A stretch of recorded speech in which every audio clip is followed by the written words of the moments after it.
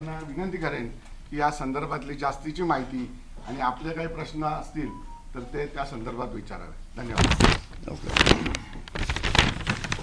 उपस्थित सर्व पत्रकार मित्र आणि इलेक्ट्रॉनिक मीडियाचे सर्व सहकारी यांचं मी आजच्या या नाशिकच्या पत्रकार परिषदेमध्ये स्वागत करतो.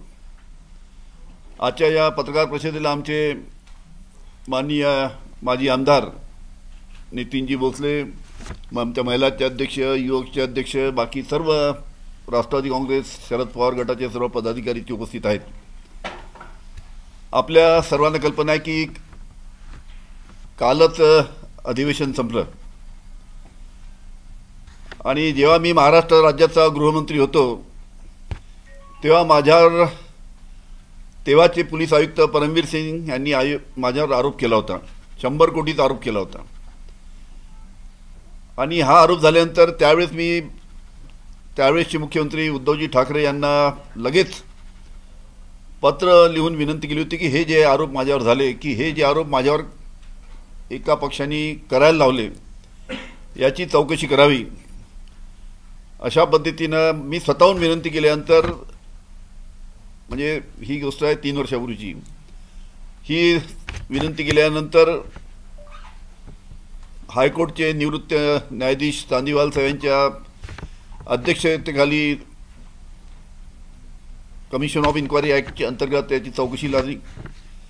13 महिने चौकशी झाली आणि हायकोर्टचे न्यायाधीश माननीय चांदीवाल साहेब यांनी आपला रिपोर्ट हा सरकारला जवळजवळ 1.5 वर्षापूर्वी दिला.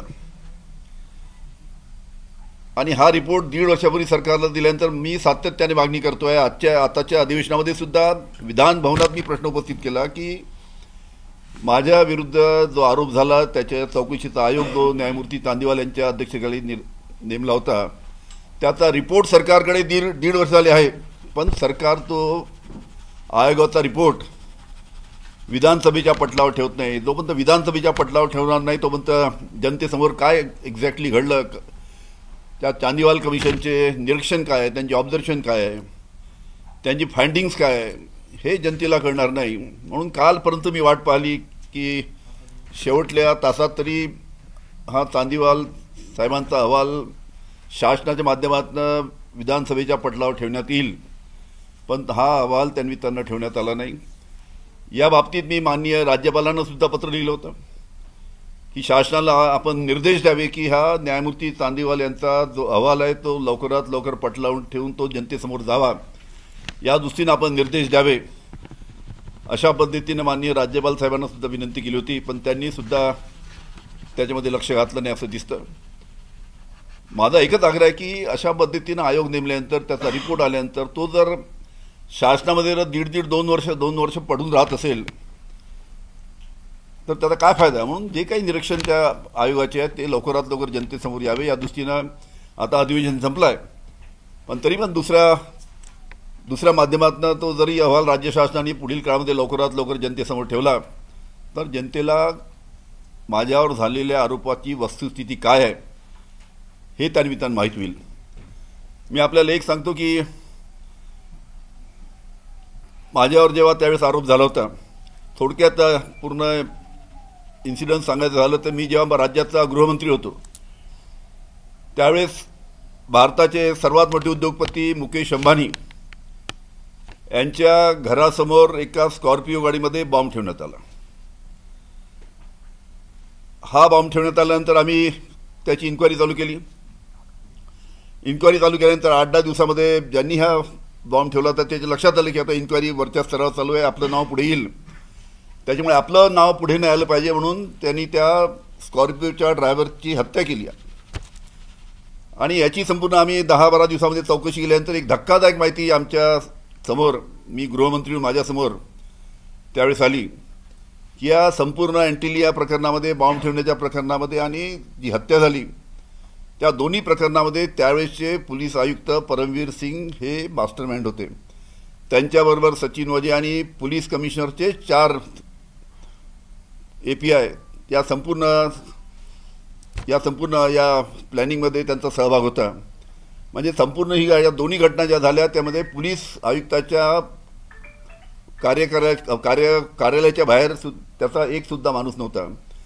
आणि त्याच्यानंतर ही जेव्हा आमच्याकडे फाइंडिंग झाले, रिपोर्ट आला, त्यावेळेस मी गृहमंत्री म्हणून जे आमचे परमवीर सिंग आयुक्त होते त्यांची लगेच बदली केली आणि त्यांना सस्पेंड करण्याची कारवाई चालू केली.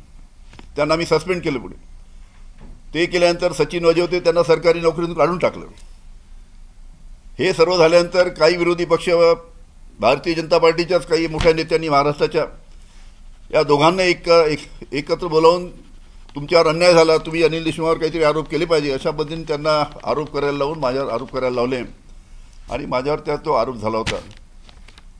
त्यानंतर चांदीवाल साहेबांचा इन्क्वायरी तर चालूच होती, त्याचबरोबर हायकोर्टामध्ये सुद्धा संपूर्ण इन्क्वायरीचा रिपोर्ट हायकोर्टामध्ये गेला आणि हायकोर्टाने सुद्धा, उच्च न्यायालयाने सुद्धा जे काही त्यावेळेस ऑब्झर्वेशन दिले त्या ऑब्झर्वेशनमध्ये हायकोर्टाने सुद्धा सांगितलं की अनिल देशमुखावर जे आरोप झाले ते हवेमध्ये आरोप करण्यात आले, म्हणजे हिअर्से ज्याला आपण ऐक्यू माहितीचे आरोप केले.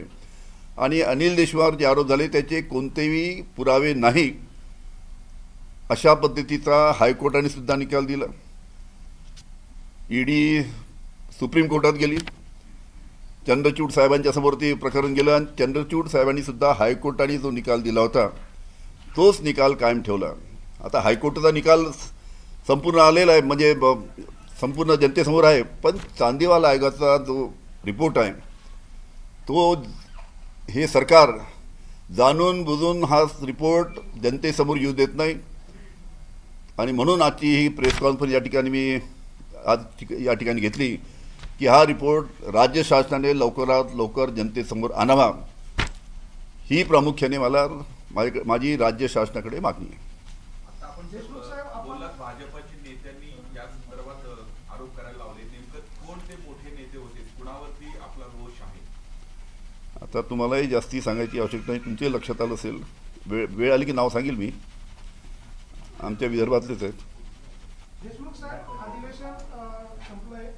खरं तर आपल्या सहकारी मंत्र्यांनी किंवा आमदारांनी सभागृहामध्ये याबाबत आवाज का उठवला नाही? आपल्याला अशी वेगळी पत्रकार परिषद का घ्यावी?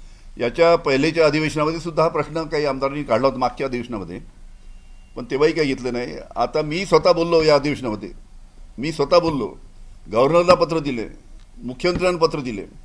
मला एक समजत नाही, दीड वर्ष इन्क्वायरीचा रिपोर्ट येऊन शासन दरबारी पडला राहतो आणि शासन तो जनतेसमोर येऊ देत नाही, विधानसभेच्या पटलावर ठेवू देत नाही, आमदारासमोर रिपोर्ट जात नाही. याचं कारण काय?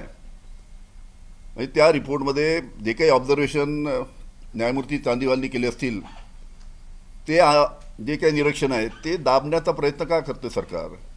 ते जनतेसमोर का येऊ देत नाही? आणि म्हणून अधिवेशन जरी संपलं असेल तरी दुसरा कोणता मार्ग असेल त्या मार्गाने राज्य सरकारने हा आयोगाचा जो रिपोर्ट आहे लवकरात लवकर जनतेसमोर ठेवावा अशी या पत्रकार परिषदेच्या माध्यमातून माझी राज्य सरकारला विनंती आहे. आपला पक्ष आपल्याला या सगळ्या प्रकरणात एकटं पाडतोय का? कारण अशा सगळ्या प्रकरणामध्ये आपल्या सगळ्या सहकाऱ्यांनी हाऊसमध्ये या संदर्भात आवाज उठवायला पाहिजे होता आणि तेव्हाच मागणी करणं अपेक्षित होतं. मात्र आपल्याला अशी स्वतंत्र पत्रकार परिषद घेऊन ती मागणी करावी लागते. याचा अर्थ पक्ष आपल्या बरोबर नाही का या सगळ्या प्रकरणात? 100% खालपासून तर वरपर्यंत 100% पक्ष माझ्याबरोबर आतापासून नाही, गेल्या पहिल्या दिवसापासून आहे. कारण की सर्व पक्षाला माहीत होतं, आमचे जे वरिष्ठ नेते आहेत त्यांनासुद्धा माहीत होतं की हे अनिल देशमुखांना फसवण्यासाठी 3 वर्षापूर्वी काही खोटे आरोप अनिल देशमुखांवर करायला लावले, हे सगळ्यांना माहीत होतं. त्याच्यामुळे सर्व पक्ष माननीय शरद पवार साहेबांपासून तर खालपर्यंत 100% सर्व पक्ष माझ्या खंबीरपणे पाठीशी होता. जर तुम्ही अजित पवार गटात सामील झाला असं तर या सगळ्या प्रकरणावर पडदा पडला असता असं तुम्हाला वाटतं का? असं आहे की 3 वर्षापूर्वी जेव्हा माझ्यावर पहिला आरोप झाला त्यावेळेस काही आमच्या विरोधी पक्षांनी प्रयत्न केला. आता तुम्हाला सांगायला हरकत नाही, त्यावेळेस काही विरोधी पक्षांनी माझ्याकडे त्यावेळेस माणसं पाठवले, अतिशय जवळचे, अतिशय जवळचे म्हणजे त्यांच्या विश्वासातले. आणि त्यावेळेस 3 वर्षापूर्वी मला सांगितलं की तुमच्यावर 100 कोटीचा आरोप झाला आहे, तुम्ही जर आम्हाला अशा एक ॲफिडेविट करून दिलं. त्यांनी 3-4 मुद्दे मला सांगितले होते की नंबर 1, नंबर 2, नंबर 3, नंबर 4 काय ॲफिडेविट करायचे. मी जर ते 3 वर्षापूर्वी ॲफिडेविट करून दिलं असतं त्यांच्या म्हणण्याप्रमाणे आमच्या विरोधी पक्षाच्या, तर माझ्यावर ईडी लागली नसती, माझ्यावर CBI लागली नसती, माझ्यावर कोणती केंद्रीय यंत्रणेचा त्यांनी चौकशी झाली नसती. पण 3 वर्षापूर्वी मी त्यांना साफ नाकारलं आणि ज्या दिवशी मी त्यांना नकार दिला त्याच्या दुसऱ्या दिवशी माझ्यावर पहिला रेड झाला. कुठले 4 मुद्दे? ते 4 मुद्दे वेळ आली की सांगेल. पक्षातल्या कुठल्या मोठ्या नेत्याला अडचणीत आणणारे मुद्दे होते का त्या ॲफिडेव्हिटमध्ये? 100%. म्हणजे मी जर 3 वर्षापूर्वी जर त्यांच्या सांगण्यावरून, विरोधी पक्षाच्या सांगण्यावरून, त्यांच्या आग्रहानुसार जर ॲफिडेविट करून दिलं असतं 3 वर्षापूर्वी, तर त्यावेळेस उद्धव ठाकरे आणि अजित पवारांचं सरकार होतं. त्यावेळेस ते सरकार, मी ज्या दिवशी ॲफिडेविट करून दिलं असतं त्याच दिवशी ते सरकार पडलं असतं. मग आता कसली वाट बघताय तुम्ही ॲफिडेव्हिटमध्ये काय होते सांगा? वेळ आली की सांगू. वेळ कधी येणार? लवकरात लवकर. तुम्ही मोठा आरोप करताय की त्याच वेळेला सरकार पडलं असतं. असं नेमकं काय होतं सरकार पडणे इतकं, काय त्याच्यामध्ये गंभीर मुद्दे होते की ते तुम्हाला थेट ॲफिडेव्हिट करायला सांगत होते? वेळ आल्यावर ते मुद्दे मी तुम्ही एक मिनिट प्रेस कॉन्फरन्स घेताय आणि तुमच्यावर आता हे सगळ्या प्रकरणात लेट झाले, सरकारने केले असं म्हणताय. आता आम्ही जेव्हा पत्रकारांनी नावं विचारतो तुम्ही वेळ आली की सांगा, म्हणजे पुन्हा ती वेळ गेल्यानंतर तुम्ही प्रेस कॉन्फरन्स घेऊन अशा माहिती देणार. त्याची वेळ आल्यानंतर अवश्य पत्रकारांना बोलवता तेव्हा सगळी डिटेल माहिती द्यायला पाहिजे. ऐकून घ्या. किती सांगायचं, कोणत्याच किती सांगायचं, तो शेवटी माझा अधिकार आहे. जे 4 मुद्दे होते त्या बाबतीत कोणते ते 4 मुद्दे होते हा तुमचा आग्रह आहे, ते मुद्दे मी वेळ आल्यावर अवश्य सांगेन. जसं तुम्ही मगाशी सांगितलं तेव्हा तुम्ही वल्लेंना बडतर्फ केलं आणि आयुक्तांवर देखील कारवाई केली. वाजे जो आहे तो एवढ्या मोठ्या प्रमाणात या सगळ्या कारवाया करत होता, गृहमंत्र्यांना ते सगळ्या गोष्टी माहीत नव्हत्या. मग त्याच्यावरती कोणाचं तरी वरद असतं त्यावेळी सरकारमधल्या व्यक्ती. असं आहे की दुसरीकडे तुम्ही म्हणताय की सरकार पडलं असतं, मग ते थेट तत्कालीन मुख्यमंत्र्यांच्या बाबत काही लिहिलं त्यामध्ये होतं का त्या ॲफिडेव्हिटमध्ये? मी काय म्हटलं, त्या 4-5 मुद्द्यामध्ये इतके धक्कादायक मला ॲफिडेविट करून मागितले होते की मी ज्या दिवशी ॲफिडेविट केलं असतं त्याच दिवशी सरकार पडलं असतं, एवढं सांगतो मी तुम्हाला. आणि राहिला वाजेचा प्रश्न, महाराष्ट्रामध्ये 750 AP आहेत, 7,500 AP आहे. किती? त्याच्यामुळे कोणतं AP आणि काय केलं ते काय प्रत्येक गोष्ट गृहमंत्र्याला माहीत नाही राहत. पण याच्यामध्ये मी माझा ती पत्रकार परिषदेतली काल अधिवेशन संपल्यामुळे मला असं वाटलं होतं की शेवटल्या घटकेला तरी राज्य शासन न्यायमूर्ती चांदीवाल आयोगाचा रिपोर्ट ठेवतील, पण शेवटपर्यंत त्यांनी ठेवला नाही. हा रिपोर्ट का ते दडून ठेवत आहेत एवढाच माझा प्रश्न राज्य सरकारला आहे. राज्यामध्ये 60,000 API आहेत, मात्र वाजे जो आहे त्याला विशेष याच्यातून कामावरती रुजू करून घेण्यात आलेलं होतं. नेमकं कोणाच्या सांगण्यावरून ते रुजू करून घेण्यात आले? असं आहे की महाराष्ट्रामध्ये 7,500 AP आहेत. जेव्हा कोणते API PI त्याच्या खालती जे लोक राहतात ACPच्या खालती, त्यांना रुजू करून घेण्याचा जेव्हा प्रश्न येतो तेव्हा त्या जिल्ह्याचे कमिशनर आणि त्या जिल्ह्याचे SP त्यांच्या लेवलला एक कमिटी राहते, त्याच्यामध्ये जॉईंट CP वगैरे सगळे 4-5 वगैरे राहतात. ते सर्व कमिटी या संपूर्ण आढावा त्याचा घेते आणि आढावा घेऊन ती कमिटी निर्णय घेते. राज्य शासनाकडे अधिकार येतो, ACPच्या वरती राज्य शासनाकडे येतो. ACPच्या खालती सर्व अधिकार Nashik police commissioner, Nashik SP किंवा तुमचे पुणे, नागपूर, मुंबई या सर्वांकडे तो अधिकार, तो निमित्तानं ACPच्या खालचा अधिकार त्यांच्याकडे जातो. ॲफिडेव्हिट कोण मागितलं होतं आपल्याकडे? आता आपण बोललो की अत्यंत गंभीर जे मुद्दे आहेत, नेमकं ॲफिडेव्हिट करून घेण्यासाठी किंवा कोणी आपल्याला ते करून घेण्यासाठी बोललं? महाराष्ट्राचे भारतीय जनता पार्टीच्या एका वरिष्ठ नेत्यांनी. साहेब बोलले ना विदर्भातले, तुम्हाला बऱ्याच गोष्टी. नाही पण काय संवाद काय झाला? संवाद काय झाला होता आणि त्याचं आणि सरकारशी काय बॅकग्राऊंड काय होतं, कनेक्शन काय होतं असं? की तुमच्यावर आरोप झालेला आहे, तुम्हाला ईडी लागणार नाही, तुम्हाला CBI लागणार नाही, हे जे आम्ही चांगलं टाईप करून एनव्हलपमध्ये माझ्याकडे जे पाठवण्यात आलं होतं, माझं बोलणं करून देण्यात आलं होतं की एवढं तुम्ही ॲफिडेविट करून द्या. तुम्ही त्यावेळेस तत्कालीन मुख्यमंत्री उद्धव साहेबांशी म्हणजे आता जे मी जर तसंच त्यांच्यावर आता जे सगळे चालले पडून त्यावेळेस जरी असं गेलो असतो ॲफिडेविट करून, पण मी त्यांना त्या जी सांगितलं त्या तोंडावर फेकून सांगितलं की अनिल देशमुख जिंदगी भर जेल में रहेंगे लेकिन किसी के ऊपर झूठे आरोप नहीं लगाएंगे. पण मग ह्या ॲफिडेव्हिट संदर्भात तुम्ही तत्कालीन जे मुख्यमंत्री होते उद्धव साहेब त्यांच्याशी माननीय शरद पवार साहेबांना माहीत आहे, माननीय उद्धवजींना माहीत आहे काय ॲफिडेविट होतं. पण मग त्यांच्याकडनं पण आजपर्यंत कधी खुलासा झाला नाही या विषयात. ते कशाला खुलासा करते? मी सांगितलं वेळ आल्यावर मीच खुलासा करेल ना. पण मग ऍफिडेव्हिट मागितलं होतं, पण गव्हर्नमेंट का बरं कोसळलं असतं? म्हणजे असं काय होतं, गव्हर्नमेंट आणि भाजप त्यावेळेस काय विरोधाभास होता? असं आहे, ते ॲफिडेव्हिट जे मुद्दे मी सांगितले त्याच्यामध्ये असे मुद्दे होते की जे आमचे वरिष्ठ नेते आहेत त्यांच्यावरच मी जर त्यावेळेसचा गृहमंत्री आरोप केले असते तर माझ्यावर ईडी सीबीआय लागली नसती, पण सरकार पडलं असतं त्यावेळेस 3 वर्षापूर्वी. आयुक्तांनी आपल्यावर गंभीर आरोप केले, त्या आरोपानंतर आपण जेलमध्ये सुद्धा गेले होते. बरं, आयुक्तांनी माझ्यावर जे आयुक्तांनी माझ्यावर जे आरोप केले 100 कोटीचा, न्यायमूर्ती चांदीवालनी परमवीर सिंगला कोर्टात बोलावलं की अनिल देशमुखवर जे आरोप केले त्याच्याबद्दल तुमचं स्टेटमेंट आम्हाला घ्यायचं आहे, तुम्ही कोर्टामध्ये हजर राहा. त्यांना पहिला समन्स पाठवला आले नाही, दुसरा पाठवला नाही, 6 समन्स पाठवून सुद्धा ते कोर्टामध्ये हजर झाले नाही. ज्यांनी माझ्यावर आरोप केले त्यांनी शेवटी 6 समन्स पाठवून ज्यांनी माझ्यावर आरोप केला 100 कोटी त्यांचा पकड वॉरंट काढला की तुम्ही 6 समन्स घेऊन आला नाहीत. शेवटी त्यांनी ॲफिडेव्हिट करून दिलं कोर्टात आणि ॲफिडेव्हिटमध्ये स्वतः परमवीर सिंगनी कोर्टामध्ये ॲफिडेव्हिट करून दिलं न्यायमूर्ती चांदीवालच्या की अनिल देशमुखवर जे आरोप केले ती हिअरसे म्हणजे ऐक्यू माहितीच्या आधारावर आहे नंबर 1, आणि अनिल देशमुखवर जे आरोप केले त्याचे कोणतेही पुरावे माझ्याकडे नाही. म्हणजे ज्यांनी आरोप केले तोच कोर्टात सांगतो. आधी ती हायकोर्टाचे जे आहेत जजमेंट आपल्या सगळ्या याच्या कुठेही आपल्याला मिळू शकेल ते. आपण आता काही कायदेशीर कारवाई करणार आहेत त्यांच्यावरती, आपल्यावरती खोटे आरोप? आता एकदा चांदीवालचा अहवाल ऑफिशियल अहवाल जो जर त्यांनी टेबल केला आणि जनतेसमोर आणला त्यातले मुद्दे पाहू आता काय काय त्यांचे ऑब्झर्वेशन आहे, तर त्या हिशोबाने आम्ही पुढचं पाऊल उचलू. आपल्यापर्यंत काही रिपोर्ट आले?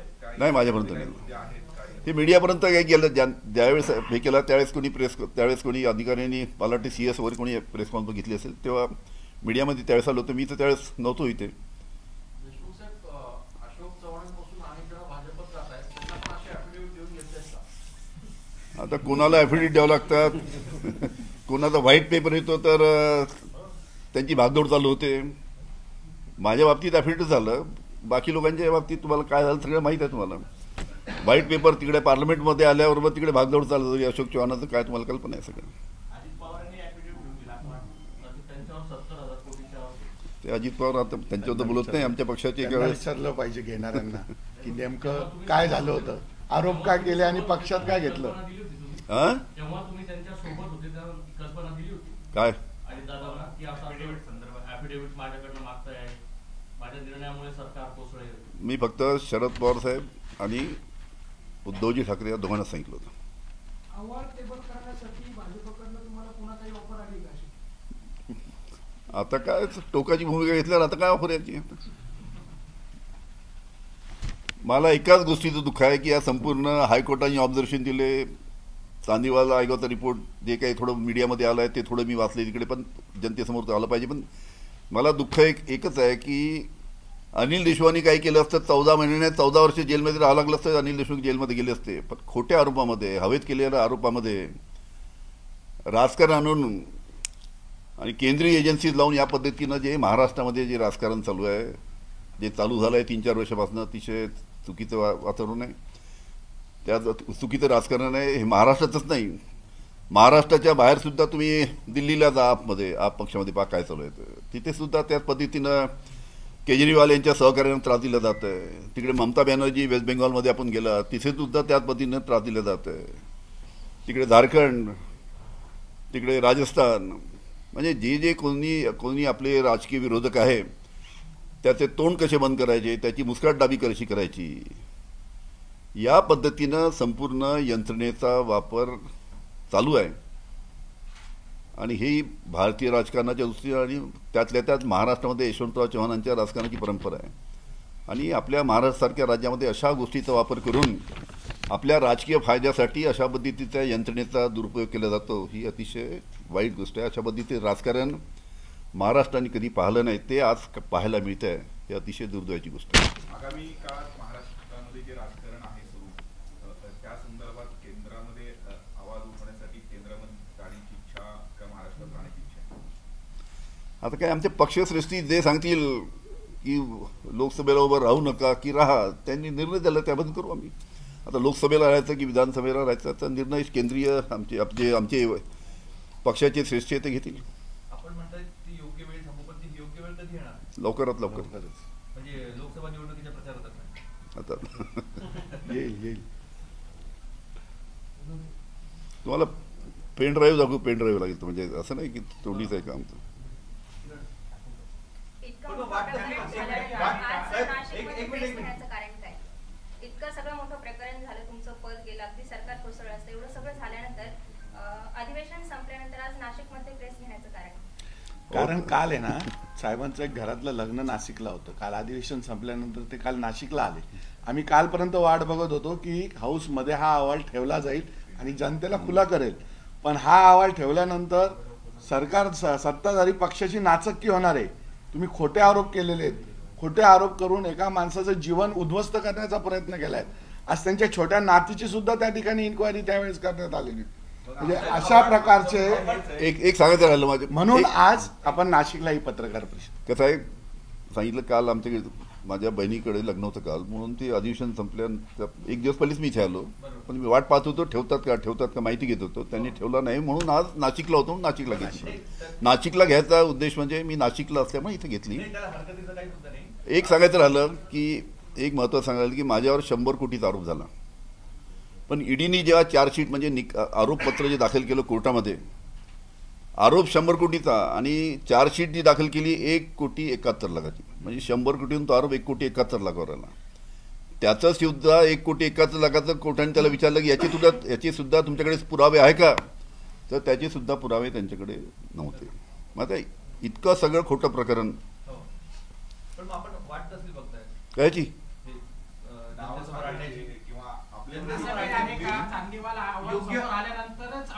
कसं आहे, चांदीवाल समितीचा चांदीवाल आयोगाचा रिपोर्ट आल्यानंतर त्याच्यामध्ये सुद्धा काही महत्वाचे मुद्दे असतील, ते सुद्धा मुद्दे पाहू ना, आणि मग एकत्र. 1.5 वर्षापासून सरकार आणत नाही, समजा सरकारने पुढे पण 1-1.5 वर्ष आणलं नाही, कोर्टात जाऊ. सरकारने जर आणलं नाही तर मी कोर्टामध्ये जाऊन सरकारला जाब विचारणार की वारंवार विनंती करून सुद्धा न्यायमूर्ती चांदीवाल साहेबांचा अहवाल तुम्ही जनतेसमोर का येऊ देत नाही. शेवटी मला कोर्टात जावं लागेल नाही ऐकलं तर. तो शेवटला पर्याय माझ्याकडे. ते सांगू ना बाबा, एवढी घाई कशा, नाशिकला येऊन सांगितलं लागेल तुम्ही.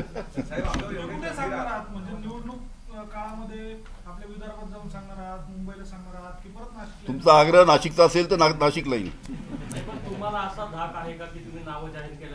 अरे मला अनिल देशमुखाला कोणा धाक नाही आहे, समजलं का. खोट्या आरोपामध्ये 14 महिने मी काढून आलो, तेव्हाच गेलो असतो तिकडे तर ना ईडी लागली असती ना सीबीआय लागली असती. थँक्यू, चला धन्यवाद.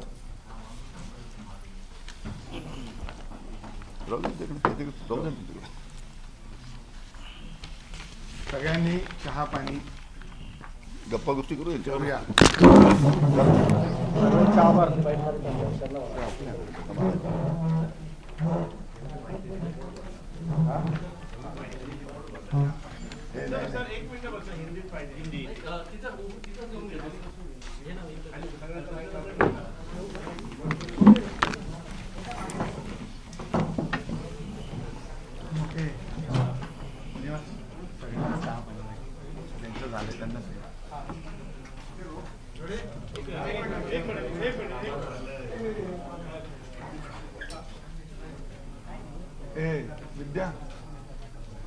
विद्याधर बस ना, सगळ्यांना ज्यांचं मी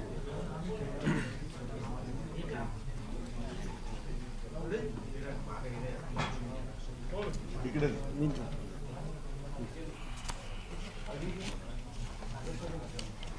काय हिंदी काय कोणतं चॅनल आहे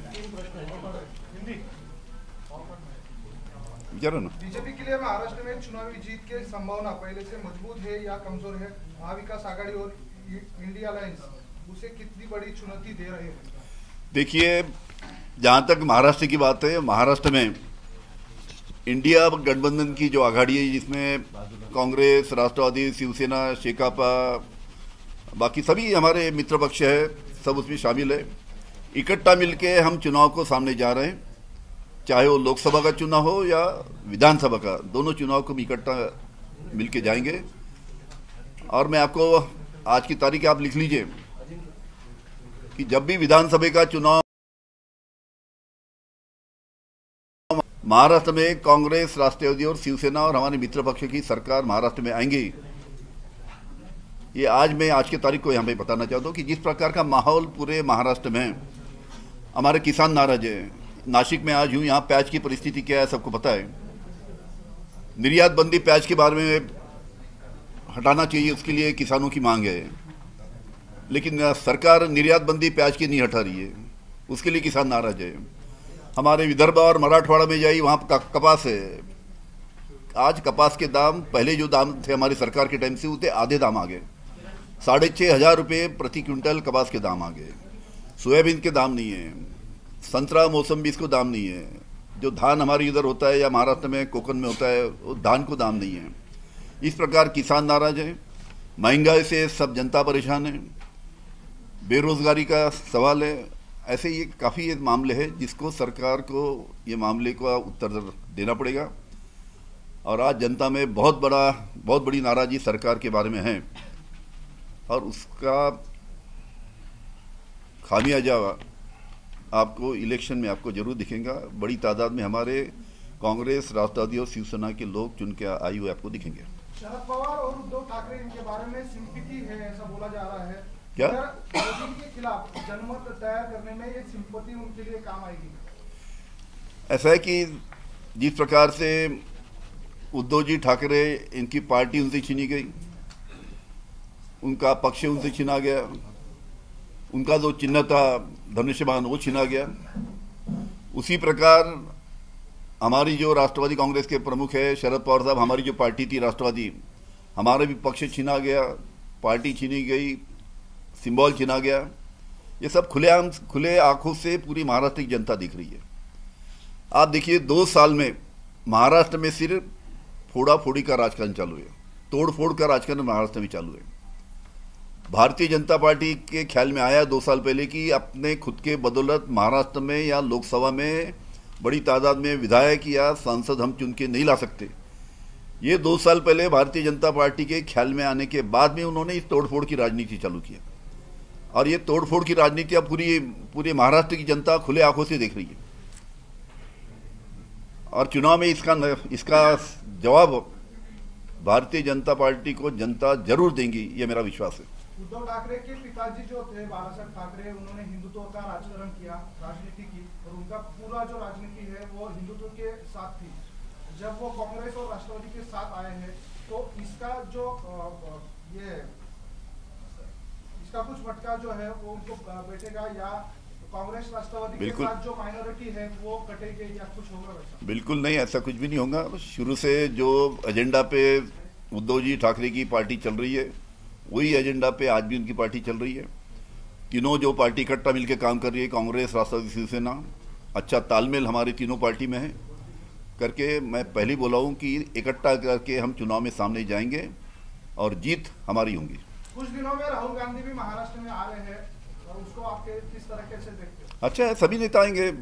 राहुल गांधी आएंगे महाराष्ट्र में, वो घूमेंगे, प्रियंका जी आएंगी, साहब माननीय पवार साहब घूमेंगे, माननीय उद्धव जी ठाकरे घूमेंगे। ये सब नेता जब पूरे महाराष्ट्र में घूमेंगे ना, आप देखिए किस प्रकार से पूरा चित्र, किस प्रकार से अभी तो परिवर्तन अभी भी है, और आगे चल के किस प्रकार से तेजी से परिवर्तन होता है। ये सब नेता इकट्ठा घूमेंगे पूरे महाराष्ट्र में, तो बहुत तेजी से परिवर्तन और महाराष्ट्र में आपको दिखेगा, और उसका नतीजा आपको इलेक्शन में भी दिखेगा कि भारतीय जनता पार्टी के ना सांसद ज़्यादा बड़े पैमाने पे चुन के आएंगे, ना विधायक चुनाव में। एक ऐसा सवाल है कि अनिल वाजे और जो परमवीर सिंह है उन्होंने एंटीलिया बॉम्ब स्फोट का आपने आरोप जानते हो गया, वो तो काफी सवाल के जवाब दिया। महाविकास आघाडीच्या जागा वाटपाच्या संदर्भामध्ये जवळपास 15 जागांचा तिढा आहे। कधी तुमच्या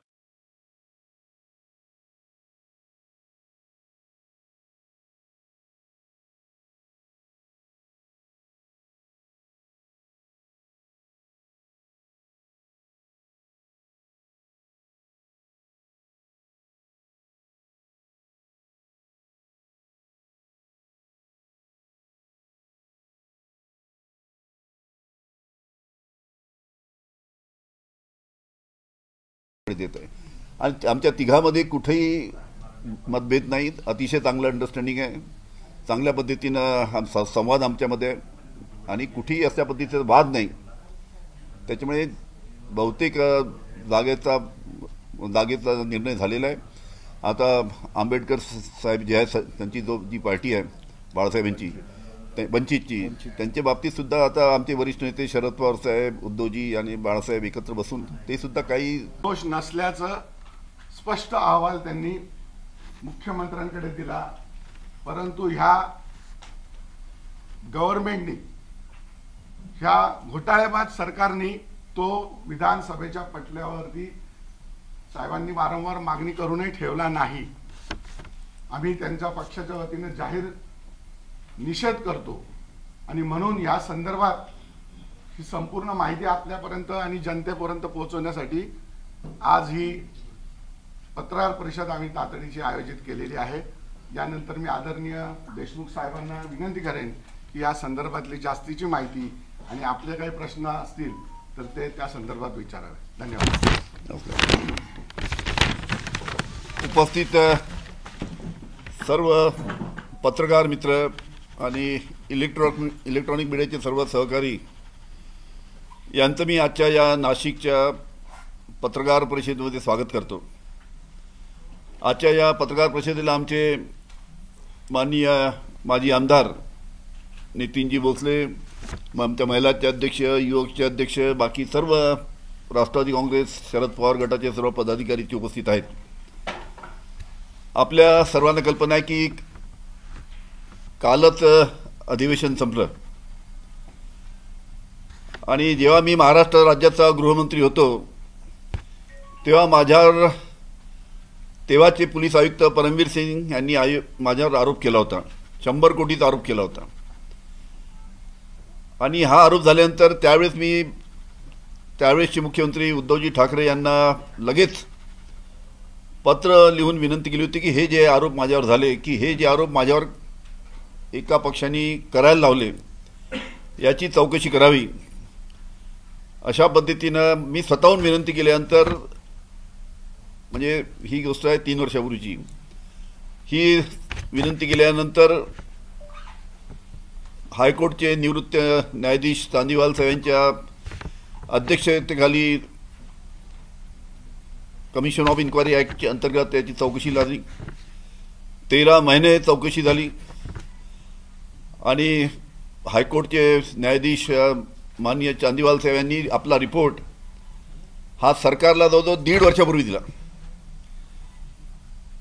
आणि हा रिपोर्ट 1.5 वर्षापूर्वी सरकारला दिल्यानंतर मी सातत्याने मागणी करतोय. आताच्या अधिवेशनामध्ये सुद्धा विधान भवनात मी प्रश्न उपस्थित केला की माझ्या विरुद्ध जो आरोप झाला त्याच्या चौकशीचा आयोग जो न्यायमूर्ती चांदीवाल यांच्या अध्यक्षतेखाली नेमला होता त्याचा रिपोर्ट सरकारकडे 1.5 वर्ष झाले आहे, पण सरकार तो आयोगाचा रिपोर्ट विधानसभेच्या पटलावर ठेवत नाही. जोपर्यंत विधानसभेच्या पटलावर ठेवणार नाही तोपर्यंत जनतेसमोर काय एक्झॅक्टली घडलं, त्या चांदीवाल कमिशनचे निरीक्षण काय आहे, त्यांची ऑब्झर्वेशन काय आहे, त्यांची फाइंडिंग्स काय आहे, हे जनतेला कळणार नाही. म्हणून कालपर्यंत मी वाट पाहिली की शेवटल्या तासात तरी हा चांदीवाल साहेबांचा अहवाल शासनाच्या माध्यमातून विधानसभेच्या पटलावर ठेवण्यात येईल, पण हा अहवाल त्यांना ठेवण्यात आला नाही.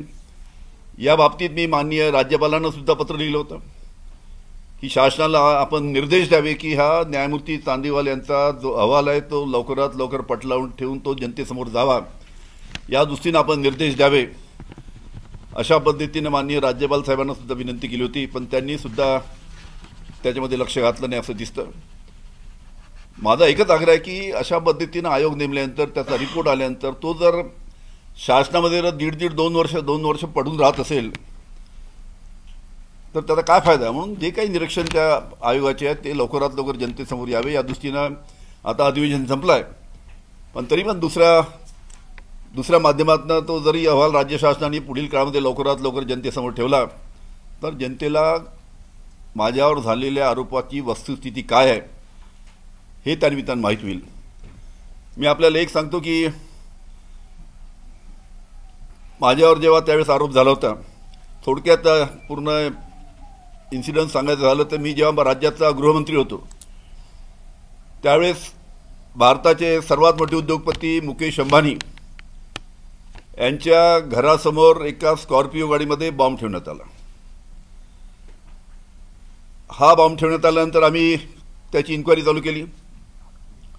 इन्क्वायरी चालू केल्यानंतर 8-10 दिवसामध्ये ज्यांनी हा बॉम्ब ठेवला तर त्याच्या लक्षात आलं की आता इन्क्वायरी वरच्या स्तरावर चालू आहे, आपलं नाव पुढे येईल, त्याच्यामुळे आपलं नाव पुढे नाही आलं पाहिजे म्हणून त्यांनी त्या स्कॉर्पिओच्या ड्रायव्हरची हत्या केली. आणि याची संपूर्ण आम्ही 10-12 दिवसामध्ये चौकशी केल्यानंतर एक धक्कादायक माहिती आमच्या समोर, मी गृहमंत्री माझ्यासमोर त्यावेळेस आली की या संपूर्ण अँटिलिया प्रकरणामध्ये, बॉम्ब ठेवण्याच्या प्रकरणामध्ये आणि जी हत्या झाली त्या दोन्ही प्रकरणामध्ये त्यावेळेसचे पोलीस आयुक्त परमवीर सिंग हे मास्टरमाइंड होते. त्यांच्याबरोबर सचिन वजे आणि पोलीस कमिशनरचे 4 API या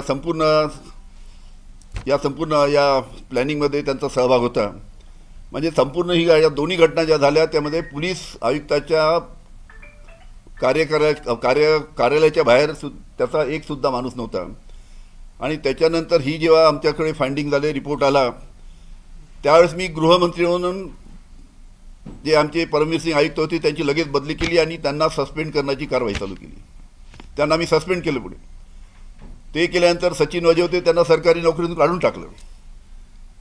हे सर्व झाल्यानंतर काही विरोधी पक्ष, भारतीय जनता पार्टीच्याच काही मोठ्या नेत्यांनी महाराष्ट्राच्या या दोघांना एकत्र बोलावून तुमच्यावर अन्याय झाला, तुम्ही अनिल देशमुखावर काहीतरी आरोप केले पाहिजे अशा पद्धतीने त्यांना आरोप करायला लावून माझ्यावर आरोप करायला लावले आणि माझ्यावर त्या तो आरोप झाला होता. त्यानंतर चांदीवाल साहेबांचा इन्क्वायरी तर चालूच होती, त्याचबरोबर हायकोर्टामध्ये सुद्धा संपूर्ण इन्क्वायरीचा रिपोर्ट हायकोर्टामध्ये गेला आणि हायकोर्टाने सुद्धा, उच्च न्यायालयाने सुद्धा जे काही त्यावेळेस ऑब्झर्वेशन दिले त्या ऑब्झर्वेशनमध्ये हायकोर्टाने सुद्धा सांगितलं की अनिल देशमुखावर जे आरोप झाले ते हवेमध्ये आरोप करण्यात आले, म्हणजे हिअर्से ज्याला आपण IQ माहितीच्या आरोप केले. आणि अनिल देशमुखावर जे आरोप झाले त्याचे कोणतेही पुरावे नाही अशा पद्धतीचा हायकोर्टाने सुद्धा निकाल दिला. ED सुप्रीम कोर्टात गेली, चंद्रचूड साहेबांच्या समोर ते प्रकरण गेलं आणि चंद्रचूड साहेबांनी सुद्धा हायकोर्टाने जो निकाल दिला होता तोच निकाल कायम ठेवला. आता हायकोर्टाचा निकाल संपूर्ण आलेला आहे, म्हणजे संपूर्ण जनतेसमोर आहे, पण चांदीवाल आयोगाचा जो रिपोर्ट आहे तो हे सरकार जाणून बुजून हा रिपोर्ट जनतेसमोर येऊ देत नाही. आणि म्हणून आजची ही प्रेस कॉन्फरन्स या ठिकाणी मी या ठिकाणी घेतली की हा रिपोर्ट राज्य शासनाने लवकरात लवकर जनतेसमोर आणावा, ही प्रामुख्याने माझी राज्य शासनाकडे मागणी आहे. आता आपण बोललात भाजपच्या नेत्यांनी या संदर्भात आरोप करायला लावले, नेमकं कोणते मोठे नेते होते, कुणावरती आपला रोष आहे? आता तुम्हालाही जास्ती सांगायची आवश्यकता नाही, तुमच्या लक्षात आलं असेल, वेळ आली की नाव सांगेल मी, आमच्या विदर्भातलेच आहेत. देशमुख साहेब, अधिवेशन संपलंय. खरं तर आपल्या सहकारी मंत्र्यांनी किंवा आमदारांनी सभागृहामध्ये याबाबत आवाज का उठवला नाही? आपल्याला अशी वेगळी पत्रकार परिषद का घ्यावी? याच्या पहिलेच्या अधिवेशनामध्ये सुद्धा हा प्रश्न काही आमदारांनी काढला होता मागच्या अधिवेशनामध्ये, पण तेव्हाही काही घेतलं नाही. आता मी स्वतः बोललो या अधिवेशनामध्ये, मी स्वतः बोललो, गव्हर्नरला पत्र दिले, मुख्यमंत्र्यांना पत्र दिले. मला एक समजत नाही, 1.5 वर्ष इन्क्वायरीचा रिपोर्ट येऊन शासन दरबारी पडला राहतो आणि शासन तो जनतेसमोर येऊ देत नाही, विधानसभेच्या पटलावर ठेवू देत नाही, आमदारासमोर रिपोर्ट जात नाही. याचं कारण काय?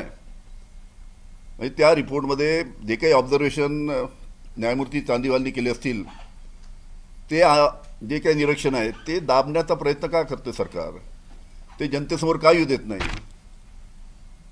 आणि म्हणून अधिवेशन जरी संपलं असेल तरी दुसरा कोणता मार्ग असेल त्या मार्गाने राज्य सरकारने हा आयोगाचा जो रिपोर्ट आहे लवकरात लवकर जनतेसमोर ठेवावा अशी या पत्रकार परिषदेच्या माध्यमातून माझी राज्य सरकारला विनंती आहे. आपला पक्ष आपल्याला या सगळ्या प्रकरणात एकटं पाडतोय का? कारण अशा सगळ्या प्रकरणामध्ये आपल्या सगळ्या सहकाऱ्यांनी हाऊसमध्ये या संदर्भात आवाज उठवायला पाहिजे होता आणि तेव्हाच मागणी करणं अपेक्षित होतं. मात्र आपल्याला अशी स्वतंत्र पत्रकार परिषद घेऊन ती मागणी करावी लागते.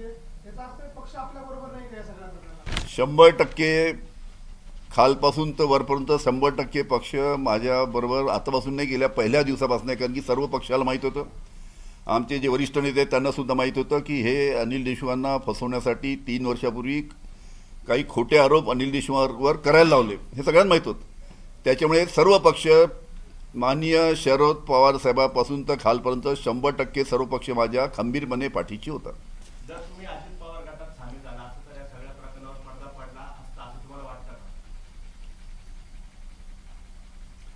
असं आहे की 3 वर्षापूर्वी जेव्हा माझ्यावर पहिला आरोप झाला त्यावेळेस काही आमच्या विरोधी पक्षांनी प्रयत्न केला. आता तुम्हाला सांगायला हरकत नाही, त्यावेळेस काही विरोधी पक्षांनी माझ्याकडे त्यावेळेस माणसं पाठवले, अतिशय जवळचे, त्यांचे अतिशय जवळचे म्हणजे त्यांच्या विश्वासातले. आणि त्यावेळेस 3 वर्षापूर्वी मला सांगितलं की तुमच्यावर 100 कोटीचा आरोप झाला आहे, तुम्ही जर आम्हाला अशा एक ॲफिडेविट करून दिलं. त्यांनी 3-4 मुद्दे मला सांगितले होते की नंबर 1, नंबर 2, नंबर 3, नंबर 4 काय काय ॲफिडेविट करायचे.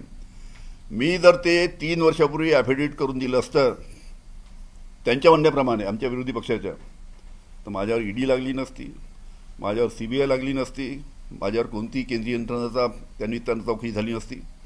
पण 3 वर्षापूर्वी मी त्यांना साफ नाकारलं आणि ज्या दिवशी मी त्यांना नकार दिला त्याच्या दुसऱ्या दिवशी माझ्यावर पहिला रेड झाला. ते 4 मुद्दे वेळ आली की सांगेल. पक्षातल्या कुठल्या मोठ्या नेत्याला अडचणीत आणणारे मुद्दे होते का त्या ॲफिडेव्हिटमध्ये? 100%. म्हणजे मी जर 3 वर्षापूर्वी जर त्यांच्या सांगण्यावरून, विरोधी पक्षाच्या सांगण्यावरून, त्यांच्या आग्रहानुसार जर ॲफिडेविट करून दिलं असतं 3 वर्षापूर्वी, तर त्यावेळेस उद्धव ठाकरे आणि अजित पवारांचं सरकार होतं. त्यावेळेस ते सरकार, मी ज्या दिवशी ॲफिडेविट करून दिलं असतं त्याच दिवशी ते सरकार पडलं असतं. आता कसली वाट बघताय तुम्ही ॲफिडेव्हिटमध्ये काय होते सांगा? वेळ आली की सांगू, लवकरात लवकर. तुम्ही मोठा आरोप करताय की त्याच वेळेला सरकार पडलं असतं, असं नेमकं काय होतं? सरकार पडणे इतकं काय त्याच्यामध्ये गंभीर मुद्दे होते की ते तुम्हाला थेट ॲफिडेव्हिट करायला सांगत होते?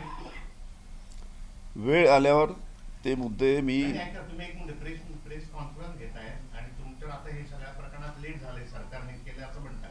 आता आम्ही जेव्हा पत्रकारांनी नावं विचारतो तुम्ही वेळ आली की सांगा, पुन्हा ती वेळ गेल्यानंतर तुम्ही प्रेस कॉन्फरन्स घेऊन अशा माहिती देणार. त्याची वेळ आल्यानंतर अवश्य पत्रकारांना बोलवता तेव्हा सगळी डिटेल माहिती द्यायला पाहिजे. ऐकून घ्या, किती सांगायचं, कोणत्याच किती सांगायचं, तो शेवटी माझा अधिकार आहे.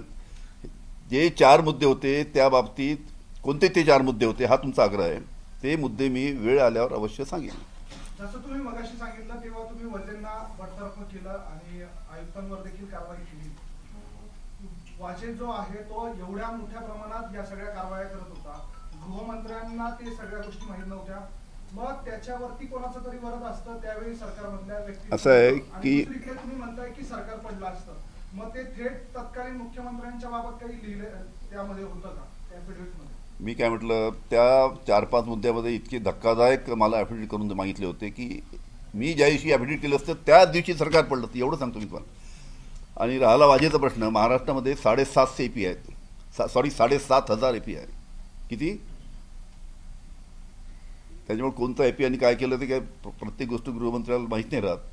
पण याच्यामध्ये मी माझा ती पत्रकार परिषदेतली काल अधिवेशन संपल्यामुळे मला असं वाटलं होतं की शेवटल्या घटकेला तरी राज्य शासन न्यायमूर्ती चांदीवाल आयोगाचा रिपोर्ट ठेवतील, पण शेवटपर्यंत त्यांनी ठेवला नाही. हा रिपोर्ट का ते दडून ठेवत आहेत एवढाच माझा प्रश्न राज्य सरकारला आहे.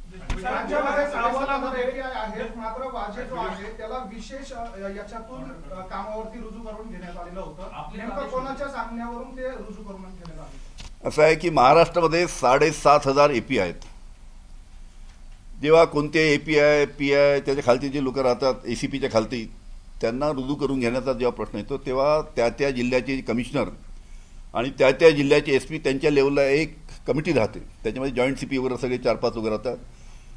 ते सर्व कमिटी या संपूर्ण आढावा त्याचा घेते आणि आढावा घेऊन ती कमिटी निर्णय घेते. राज्य शासनाकडे अधिकार येतो, ACPच्या वरती राज्य शासनाकडे येतो. ACPच्या खालती सर्व अधिकार Nashik police commissioner, Nashik SP किंवा तुमचे पुणे, नागपूर, मुंबई या सर्वांकडे तो अधिकार, तो निमित्तानं ACPच्या खालचा अधिकार त्यांच्याकडे जातो. ॲफिडेव्हिट कोण मागितलं होतं आपल्याकडे? आता आपण बोललो की अत्यंत गंभीर ते मुद्दे आहेत, नेमकं ॲफिडेव्हिट करून घेण्यासाठी किंवा कोणी आपल्याला ते करून घेण्यासाठी बोललं? महाराष्ट्राचे भारतीय जनता पार्टीच्या एका वरिष्ठ नेत्यांनी. साहेब बोलले ना विदर्भातले, तुम्हाला बऱ्याच गोष्टी. काय संवाद काय झाला होता आणि त्याचं आणि सरकारशी काय बॅकग्राऊंड काय होतं, कनेक्शन काय होतं? की तुमच्यावर आरोप झालेला आहे तुम्हाला ईडी लागणार नाही, तुम्हाला सीबीआय लागणार नाही. हे जे आम्ही चांगलं टाईप करून एनव्हलपमध्ये माझ्याकडे जे पाठवण्यात आलं होतं, माझं बोलणं करून देण्यात आलं होतं की एवढं तुम्ही ॲफिडेविट करून द्या. तुम्ही त्यावेळेस तत्कालीन मुख्यमंत्री उद्धव साहेबांशी म्हणजे आता जे मी जर तसंच त्यांच्यावर आता जे सगळे चालले पडून त्यावेळेस जरी असं गेलो असतो ॲफिडेविट करून, पण मी त्यांना त्या जी सांगितलं त्या तोंडावर फेकून सांगितलं की अनिल देशमुख जिंदगी भर जेल में रहेंगे लेकिन किसी के ऊपर झूठे आरोप नहीं लगाएगा. पण मग ह्या ॲफिडेविट संदर्भात तुम्ही तत्कालीन जे मुख्यमंत्री होते उद्धव साहेब त्यांच्याशी माननीय शरद पवार साहेबांना माहीत आहे, माननीय उद्धवजींना माहीत आहे काय ॲफिडेविट होतं. पण मग त्यांच्याकडनं पण आजपर्यंत कधी खुलासा झाला नाही याविषयी. ते कशाला खुलासा करते, मी सांगितलं वेळ आल्यावर मीच खुलासा करेल ना. पण आता नेमकी वेळ कोणती आहे? ऍफिडेव्हिट मागितलं होतं पण गव्हर्नमेंट का बरं कोसळलं असतं? म्हणजे असं काय होतं गव्हर्नमेंट आणि भाजप त्यावेळेस काय विरोधाभास होता? असं आहे ते ॲफिडेविट जे मुद्दे मी सांगितले त्याच्यामध्ये असे मुद्दे होते की जे आमचे वरिष्ठ नेते आहेत त्यांच्यावरच मी जर त्यावेळेसचा गृहमंत्री आरोप केले असते तर माझ्यावर ईडी सीबीआय लागली नसती, पण सरकार पडलं असतं त्यावेळेस 3 वर्षापूर्वी. आयुक्तांनी आपल्यावर गंभीर आरोप केले, त्या आरोपानंतर आपण जेलमध्ये सुद्धा गेले होते. बरं, आयुक्तांनी माझ्यावर जे एक मिनिट आयुक्तांनी माझ्यावर जे आरोप केले 100 कोटीचा, न्यायमूर्ती चांदीवालनी परमवीर सिंगला कोर्टात बोलावलं की अनिल देशमुखवर जे आरोप केले त्याच्याबद्दल तुमचं स्टेटमेंट आम्हाला घ्यायचं आहे, तुम्ही कोर्टामध्ये हजर राहा. त्यांना पहिला समन्स पाठवला आले नाही, दुसरा पाठवला नाही, 6 समन्स पाठवून सुद्धा ते कोर्टामध्ये हजर झाले नाही. ज्यांनी माझ्यावर आरोप केले त्यांनी शेवटी 6 समन्स पाठवून ज्यांनी माझ्यावर आरोप केला 100 कोटी त्यांचा पकड वॉरंट काढला की तुम्ही 6 समन्स घेऊन आला नाहीत.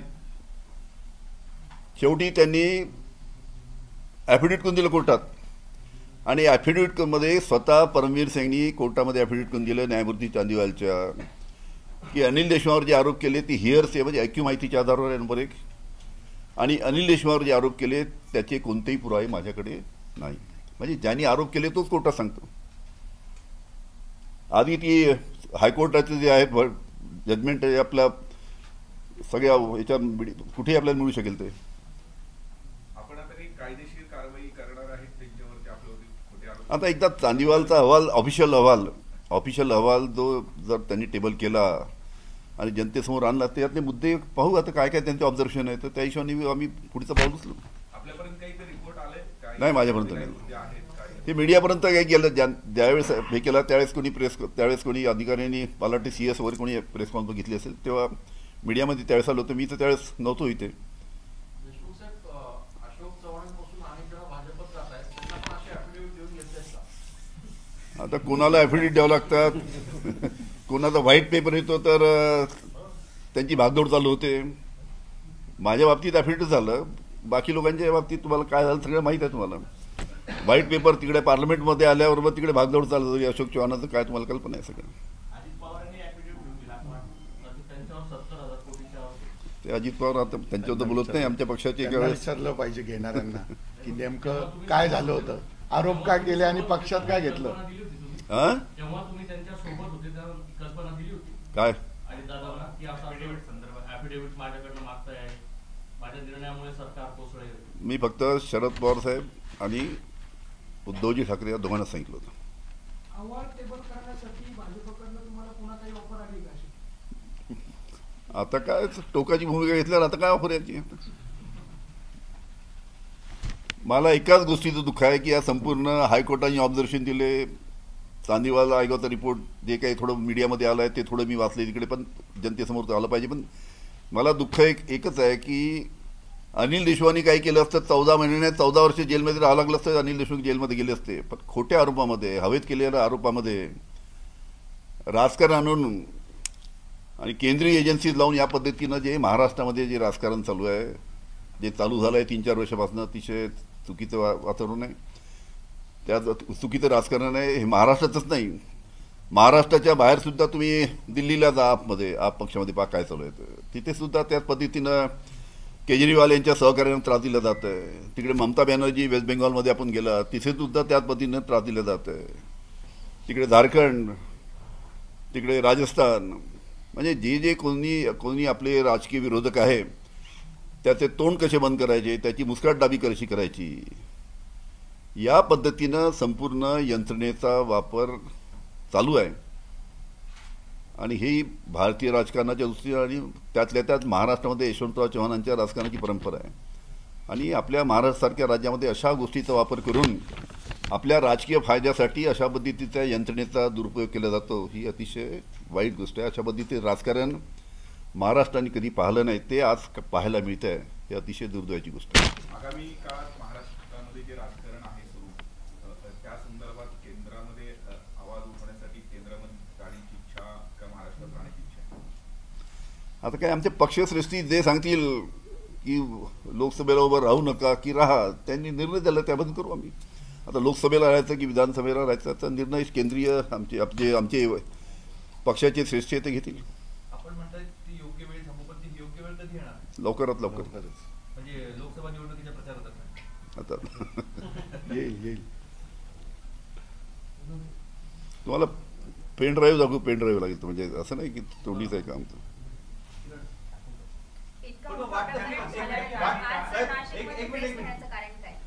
इतकं सगळं मोठं प्रकरण झालं, तुमचं पद गेलं, अगदी सरकार कोसळलं असतं, एवढं सगळं झाल्यानंतर अधिवेशन संपल्यानंतर आज नाशिकमध्ये प्रेस घेण्याचं कारण काल आहे ना साहेबांचं एक घरातलं लग्न नाशिकला होतं. काल अधिवेशन संपल्यानंतर ते काल नाशिकला आले.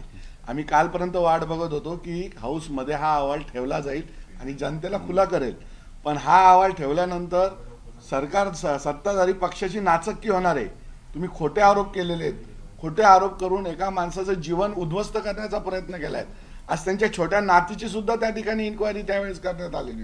म्हणजे अशा प्रकारचे एक सांगायचं राहिलं माझे, म्हणून आज आपण नाशिकला ही पत्रकार परिषद. कसं आहे सांगितलं, काल आमच्याकडे माझ्या बहिणीकडे लग्न होतं काल, म्हणून ते अधिवेशन संपल्यानंतर एक दिवस पहिलेच मी इथे आलो, पण मी वाट पाहत होतो ठेवतात का माहिती घेत होतो. त्यांनी ठेवला नाही म्हणून आज नाशिकला होतो, नाशिकला घेतली. नाशिकला घ्यायचा उद्देश म्हणजे मी नाशिकला असल्यामुळे इथे घेतली. एक सांगायचं राहिलं की एक महत्त्वाचं सांगायला की माझ्यावर 100 कोटीचा आरोप झाला, पण ईडीने जेव्हा चार्जशीट म्हणजे आरोपपत्र जे दाखल केलं कोर्टामध्ये, आरोप 100 कोटीचा आणि चार्जशीट जी दाखल केली 1,71,00,000ची, म्हणजे 100 कोटीहून तो आरोप 1,71,00,000वर आला. त्याचं सुद्धा 1,71,00,000चं कोर्टाने त्याला विचारलं की याचे सुद्धा तुमच्याकडे पुरावे आहे का, तर त्याचे सुद्धा पुरावे त्यांच्याकडे नव्हते. मग इतकं सगळं खोटं प्रकरण कायची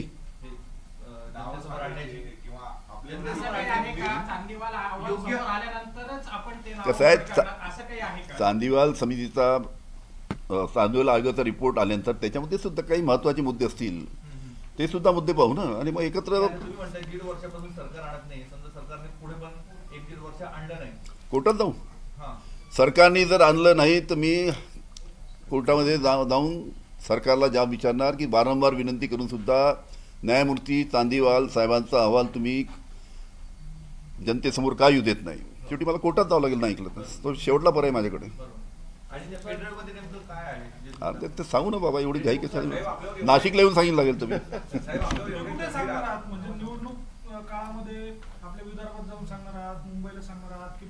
तुमचा आग्रह नाशिकचा असेल तर नाशिकला येईल. अरे मला अनिल देशमुखाला कोणा धाक नाही आहे, समजलं का. खोट्या आरोपामध्ये 14 महिने मी काढून आलो, तेव्हाच गेलो असतो तिकडे तर ना ईडी लागली असती ना सीबीआय लागली असती. थँक्यू. चला धन्यवाद.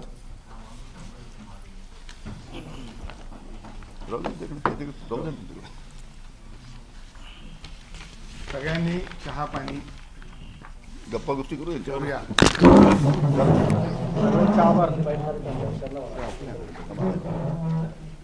दोष नसल्याचं स्पष्ट अहवाल त्यांनी मुख्यमंत्र्यांकडे दिला, परंतु ह्या गव्हर्नमेंटनी, ह्या घोटाळेबाज सरकारने तो विधानसभेच्या पटल्यावरती साहेबांनी वारंवार मागणी करूनही ठेवला नाही.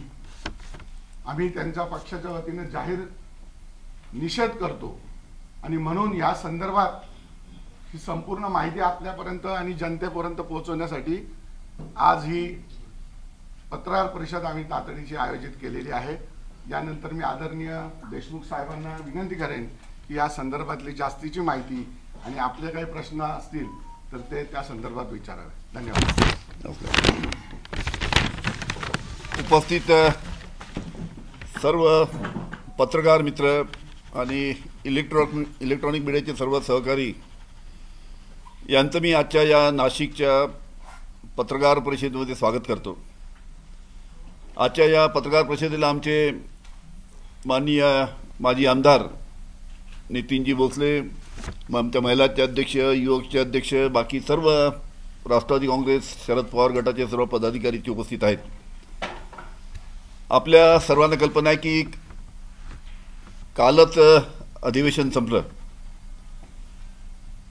आणि जेव्हा मी महाराष्ट्र राज्याचा गृहमंत्री होतो तेव्हा माझ्यावर तेव्हाचे पोलीस आयुक्त परमवीर सिंग यांनी माझ्यावर आरोप केला होता, 100 कोटीचा आरोप केला होता.